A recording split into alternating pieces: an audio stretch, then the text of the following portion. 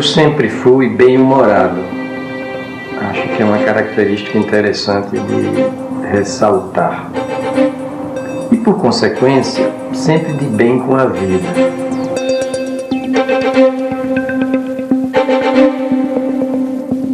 O bom humor é até um modo de ser grato à vida de que fazemos parte.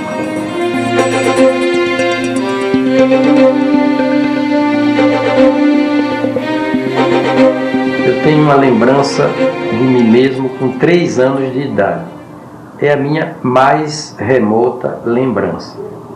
Morei uns 7 anos em Aparatuba, acho que dos 3 aos 10 anos de idade. Me lembro com 5 anos de idade. É a segunda lembrança mais remota. Jogando de goleiro num campo de futebol defronte da igreja. E a partir daí, minhas lembranças são de propriar. De 10, 11 anos de idade aos 27 anos, quando passei a morar em Aracaju. E vivi em Aracaju mais de 30 anos.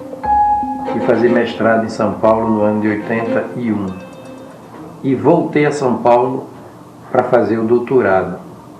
Em São Paulo, lancei o meu primeiro livro jurídico, em parceria com o professor Celso Ribeiro Bastos. Aí eu já estava convencido, digo isso sem vaidade, de que tinha vocação acadêmica, né, para a chamada ciência do direito. E eu podia mesclar com facilidade a operação jurídica, ou seja, a prática jurídica. Eu já era um procurador de Estado e um advogado privado, não é, com a minha veia pulsante de professor, de escritor, não é, de teórico do direito. Nunca deixei de ser poeta. Eu me pego com 12, 13 anos de idade, lendo muita poesia e começando a fazer poesia. Para o que tive um grande exemplo, o meu pai, que era poeta. Poeta dos bons a meu juízo. Bom sonetista, fazia trovas deliciosas. Minha mãe também influenciou muito minha vida, porque era uma pessoa muito amorosa, muito afetuosa, delicadíssima e voltada para a música. Fui favorecido, fui criado num ambiente propício, né, a ciência e a arte, ciência do direito e arte, tanto poética quanto musical. Eu já me formara em Aracaju, em Direito, no ano de 66. E já era trabalhador, viu, de dar duro, porque aos 16 anos eu fiz um concurso público, sob o regime da CLT, naturalmente, para uma autarquia municipal. Com 18 anos, fiz concurso para o Banco do Nordeste do Brasil, fui aprovado. Depois, concurso para o Banco do Brasil, também fui aprovado. E fiquei no Banco do Brasil por quase 9 anos. Em Aracaju, eu fui procurador de Estado, fui professor aos 27 anos da Faculdade de Filosofia.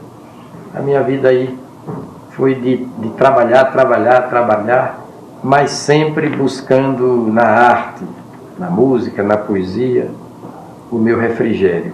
Toco violão, não bem, mas toco. Quase todos os dias eu dedilho o violão e gosto de cantar também. Não tenho uma grande voz, mas é afinadinha, dá para eu consumir. Eu posso passar 1 dia, 2 dias, 3 dias sem ler direito. Dias. Mas é impossível passar 1 dia, 2 dias, 3 dias sem ler poesia ou fazer poesia. Eu faço poesia com muita facilidade. Se é de boa qualidade ou não sou eu que vai dizer. Mas eu faço com muita facilidade poesia. E procuro, em tudo na vida, combinar ciência e arte. Ou pela ordem, arte e ciência. Vale dizer, também pela ordem, sentimento e pensamento. Eu acho que o sentimento abre os poros do pensamento. Não é o pensamento que abre os poros do sentimento. E entendo que é do casamento por amor entre sentimento e pensamento que a gente pode partejar esse rebento de nome consciência. Consciência já é uma transcendência, já é um patamar do ser ali confinado, vizinho de porta, com a divindade, a espiritualidade pura. Sou católico por formação, porém com o tempo, por educação doméstica, com o tempo me tornei espiritualista, que é algo diferente de espírita. Me tornei ecumênico, digamos assim, holista, numa linguagem uma linguagem espiritualista que também é quântica. Passei a me interessar pela física quântica, pela neurociência, e continuei de bem com a vida. Fui procurador do Tribunal de Contas, dirigi um setor jurídico de uma autarquia, fui ganhando experiência como administrador público, fui consultor-geral do Estado, fui procurador-geral de Justiça. A partir de 2003, dei sequência a essa minha experiência de administrador, já agora judiciário, e fui presidente da primeira turma do Supremo Tribunal Federal, presidente da segunda turma do Supremo Tribunal Federal, presidente do Tribunal Superior Eleitoral, presidente do Supremo e presidente do Conselho Nacional de Justiça. Me tornei juiz no Supremo. Meu pai foi juiz de carreira. Eu tenho um filho que é juiz de carreira. No Supremo tive a felicidade de estudar e relatar processos impactantes, socialmente, cientificamente, arejadores dos costumes em geral e de certa compreensão do direito em particular. Eu posso citar células-tronco embrionárias, liberdade de imprensa, Raposa Serra do Sol, homoafetividade. A homossexualidade, porém, é entendida não como anomalia patológica, mas como identidade psíquica e, portanto, como equilíbrio específico que o sujeito encontra no seu processo de individuação.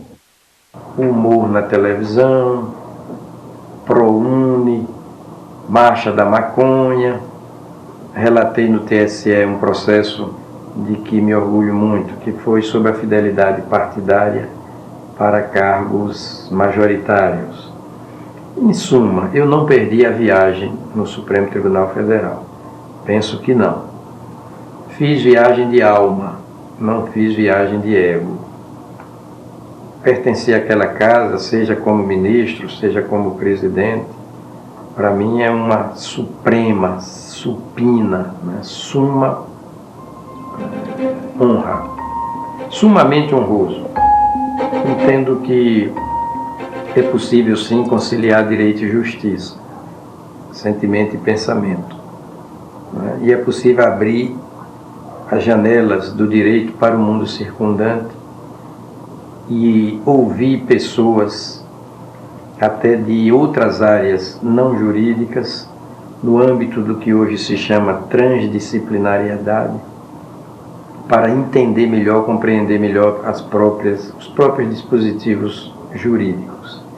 Também tenho muito orgulho de haver promovido a primeira audiência pública da história do judiciário brasileiro.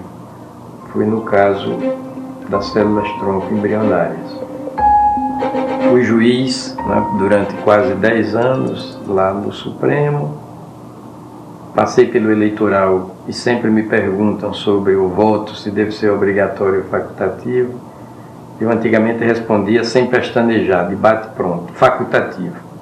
Mas depois que passei pela presidência do eleitoral e conheci melhor o processo eleitoral, a democracia representativa, o sentido mais profundo de soberania, de cidadania, eu hoje penso que o voto facultativo é inevitável, ele chegará um dia.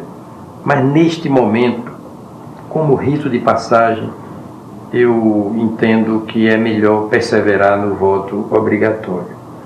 É uma posição até, de certa forma, conservadora. É votando que se aprende a votar. É caindo na água que se aprende a nadar.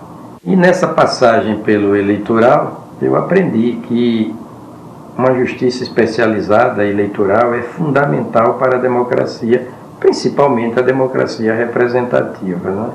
É a justiça eleitoral que vitaliza, né, o processo democrático representativo. Cada eleição, né, concebida, funcionalizada, instrumentada, concretizada, apurada pela justiça eleitoral, corresponde ao momento mais alto, ao ápice da democracia representativa. E assim, chego agora à aposentadoria, trabalhando tanto quanto trabalhava no Supremo, com toda devoção, com todo gosto, gás, alegria. Minha mulher diz assim: o meu aposentado ainda não chegou à minha casa, porque se eu sou assim mais calmo, eu tenho um temperamento bom, reconheço. Faço meditação oriental, sou vegetariano, né? Me dou bem com as pessoas, mas intelectualmente eu sou hiperativo. Eu estou sempre a mil, intelectualmente e poeticamente, artisticamente. Eu não paro.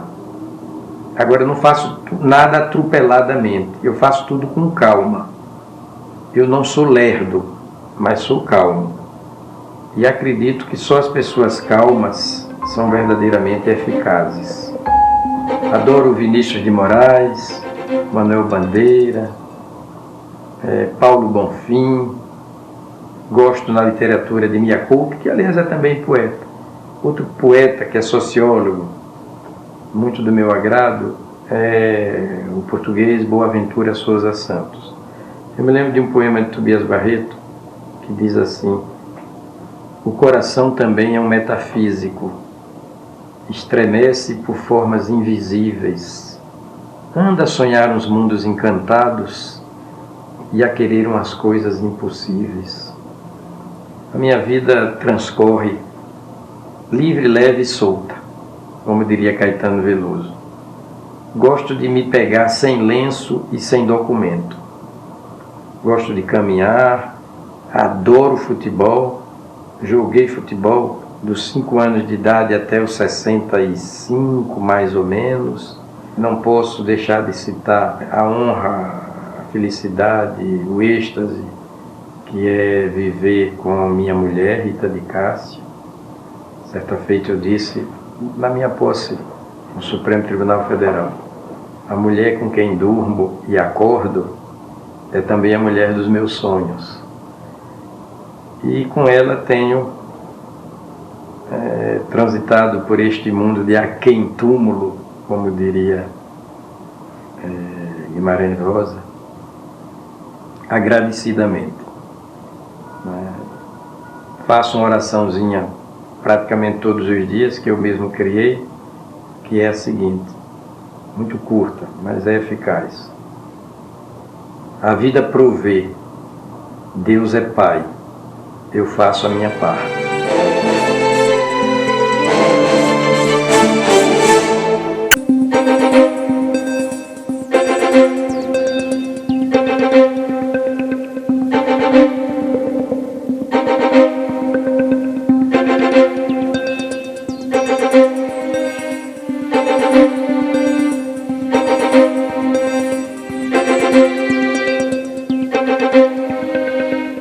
Ministro Aires, quais os desafios para um administrador em uma eleição?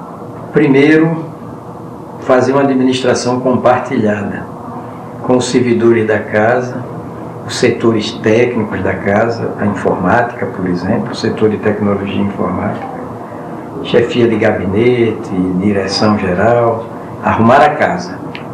O tribunal tem que ser uma casa arrumada. Trem dos trilhos. A partir daí, uma administração compartilhada com os outros atores da justiça eleitoral. Juízes, membros dos TREs, notadamente os membros dos TREs, Tribunais Regionais Eleitorais. O que foi realizado. Mantivemos com eles, numerosas reuniões a partir de um órgão muito importante, que é o Conselho de presidentes de tribunais regionais eleitorais em vários lugares do país, vários estados, aqui em Brasília. Criamos um clima de participação, né, de todos os atores judiciários no processo eleitoral e procuramos combinar duas coisas que juntas, quando a gente consegue reuni-las, elas antecipam o êxito do esforço. O entusiasmo dos amadores e a competência dos profissionais. Os gregos diziam que entusiasmo significa Deus dentro da gente. E acho que isso foi fundamental.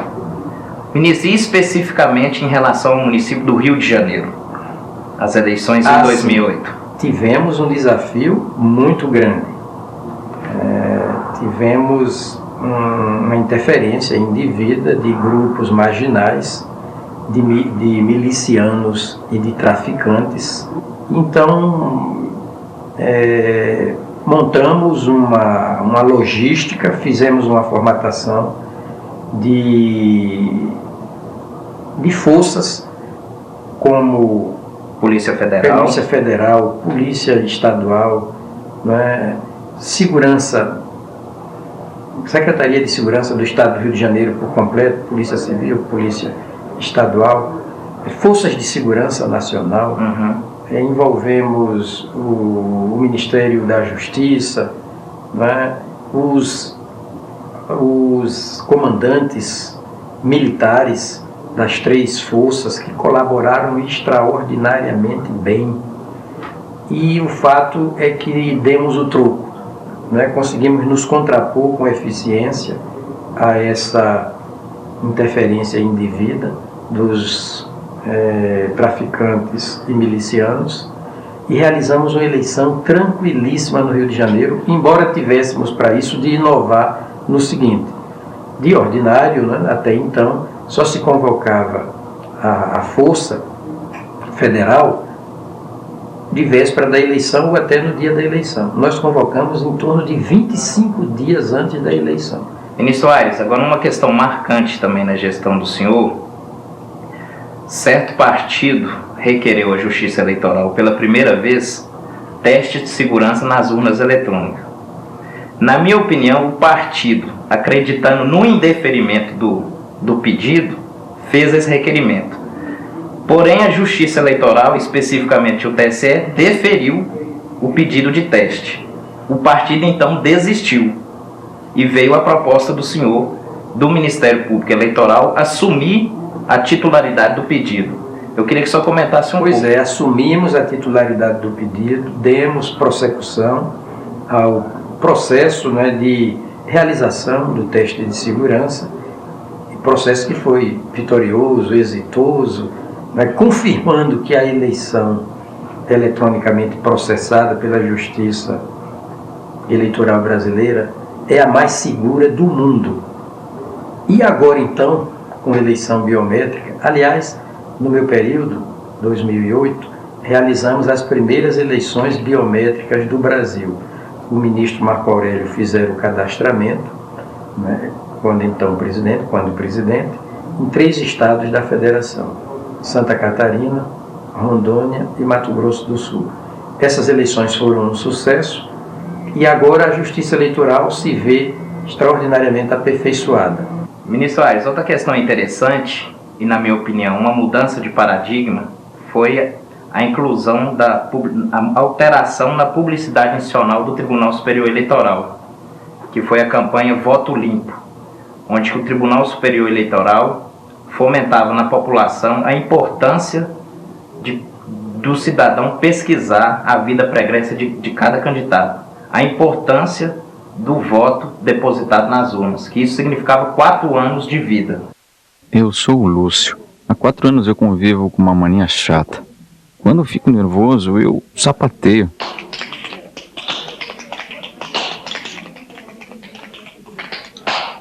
É sem querer. 4 anos é muito tempo, principalmente quando as coisas não vão bem. Por isso, pense bastante antes de escolher o seu prefeito, porque nos próximos 4 anos ele vai administrar a sua cidade. Mudamos o foco da publicidade institucional do TSE, concitando os eleitores ao comparecimento às urnas, porque eleição popular é expressão, é o ápice da democracia representativa, que é a democracia indireta. É o cidadão se inteirando das coisas, se informando do conteúdo programático dos partidos, da plataforma, não é, de governo, dos projetos de cada candidato, não é, e para votar conscientemente. E nós, então, colocamos foco na vida pregressa do candidato, porque não é admissível que um candidato que praticamente desfila pela passarela inteira do Código Penal ou da Lei de Improbidade Administrativa pretenda representar o povo. Candidatura vem de candura. Candura é limpeza, é pureza ética. E candidato vem de cândido, puro, limpo, depurado, portador de uma vida pregressa retilínea, isenta de um passivo processual desabonador. Eu me lembro bem, lá em 2006, no julgamento do recurso ordinário 1069, que envolvia certo candidato a deputado federal do Rio de Janeiro, pelo estado do Rio de Janeiro. E o senhor sustentou uma tese da condição implícita de elegibilidade. Podemos dizer que foi o pontapé inicial da ficha limpa, ministro? Eu acho que foi. Aquele voto foi a semente da ficha limpa, no sentido de que a lei nem precisa exigir vida pregressa, né, isenta, não é, de atropelos no campo da improbidade e da criminalidade. Não. É da natureza do processo eleitoral, é uma condição implícita de elegibilidade que o candidato tenha caráter e tenha um histórico de vida à altura da postulação do voto popular. A capacidade eleitoral ativa, a possibilidade então de votar, é um direito individual, sem dúvida, enquanto o direito de ser candidato já não pode ser classificado como um direito puramente individual. Não é individual, é um direito político. Quando você apresenta a si mesmo nos atos da vida civil, você está agindo como indivíduo, gente, né, ser humano. O agente tem muito mais satisfações a dar à coletividade e muito mais condições a preencher para representar essa mesma coletividade. A democracia caminha no sentido de ampliar o universo de quem vota, o universo dos eleitores. Por isso que hoje se fala de universalização, né? Sufrágio universal. Você alcança o maior número possível de eleitores. Mas há uma tendência no mundo civilizado de restringir o número dos eleitos. Você exige cada vez mais dos eleitos, para que ele esteja à altura da representação popular. É preciso encarnar a representatividade popular. A representatividade popular tem que ser autêntica, que se identifica com tudo que é de todos. Entendeu? E nós precisamos de pessoas assim. Nós vamos chegar a um tempo, a nossa democracia vai evoluir tanto, que nós vamos rimar erário com sacrário. Entendeu? A coisa, o dinheiro público é sagrado. Nós vamos chegar a esse ponto. O povo não pode descrer jamais da sua justiça. O Brasil tem uma bela justiça, em linhas gerais, e a justiça eleitoral brasileira, para mim, é insuperável, em termos de planeta mesmo, de países civilizados. E eu me lembro bem que em 2006 ou 2007, um cidadão ligou no gabinete reclamando que certo carro do Tribunal Superior Eleitoral não teria parado em uma faixa de pedestre. Aí anotamos o nome do cidadão, o telefone, agradecemos pela informação e o senhor ligou para o cidadão, justamente para agradecê-lo, justamente para agradecer esse papel de fiscalizar a coisa pública, a coisa que é nossa. Alfredo, eu tenho esse hábito, me parece um bom hábito, modéstia de lado. Eu ligo para pessoas, jornalistas, políticos, literatos, quando leio um bom artigo deles, ligo, a meu sentir, né, de muito boa qualidade, eu ligo. eu ligo para juízes singulares que produzem boas decisões, né? Eu ligo para cidadãos que informam a justiça, ligava, né? Agora eu não sou mais judiciário, dando conta de equívocos, né? Do poder público. Eu acho que esse contato direto com a população é um dever nosso. E vivemos numa sociedade de controle. A quarta função estatal hoje é o controle. Daí o Ministério Público, com poderes para investigar, inclusive na área penal, os tribunais de contas, o Banco Central, as agências reguladoras, a administração tributária, a administração fazendária, a cidadania, tudo está no plano do controle. E o controle é um juízo técnico. Ele é precedido de quê? De fiscalização, de investigação, de sindicância. Você vê, observa, fiscaliza para controlar, para emitir um juízo de controle.